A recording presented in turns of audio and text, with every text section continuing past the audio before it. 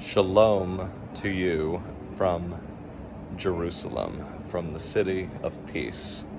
Shalom from the city of Shalom. As I stand here with the Western Wall behind me, I'm filled with a deep sense of awe and also a sense of sadness. It's a humbling experience being here. As I look at that wall behind me and the Temple Mount, the foundation of what was once the temple of YeHoVaH God, the temple of the Most High, the only true God, I am of course reminded of the end of chapter 23 of the Gospel of Matthew. Yeshua is storming off the Temple Mount because he's just ridiculed the Pharisees left, right, and center, and the disciples are all very, very concerned, and it's obvious by the context that they want to change the topic, change the subject, and so they draw Yeshua's attention to all of the renovations of all of the buildings that are happening on the Temple Mount. Look, Master, look at all these magnificent stones. Look at these incredible buildings, isn't it?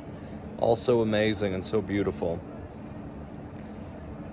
And Yeshua says, you see all of these buildings? You see all of this stuff? Not one stone will be left standing upon another, but all will be torn down. All will be ripped down. And of course, 40 years later, that is exactly what happened. As Titus and the Roman armies came into Jerusalem, they destroyed the Second Temple and tore every building down right to the foundations. They tore everything down, and all that's left is what you see behind me. And of course, roughly 1,000 years later, we get the Dome of the Rock Mosque coming in, and another name being declared from the Temple Mount.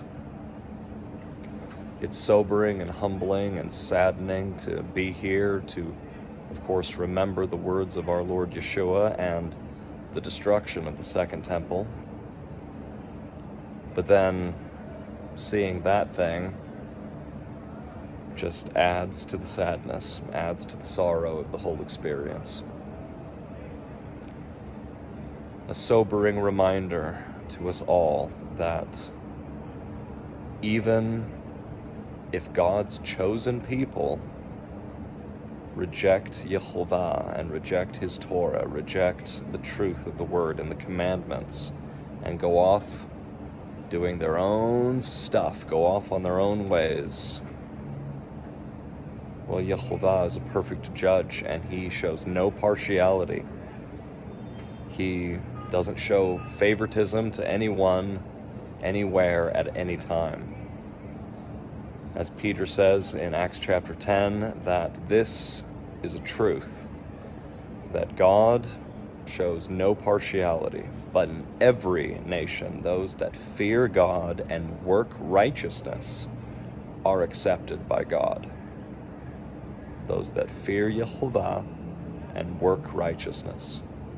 And the whole image of working righteousness is obedience to the Torah, obedience to the commandments. You go off doing your own thing, playing church or playing synagogue or creating your own man-made religion or going after the gods of the other nations of the world.